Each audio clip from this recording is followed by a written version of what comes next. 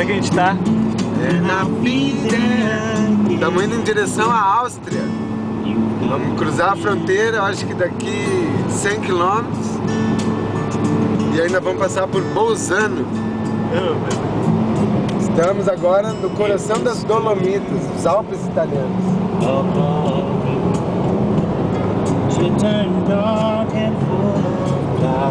Lá dá pra ver as montanhas. Maravilha!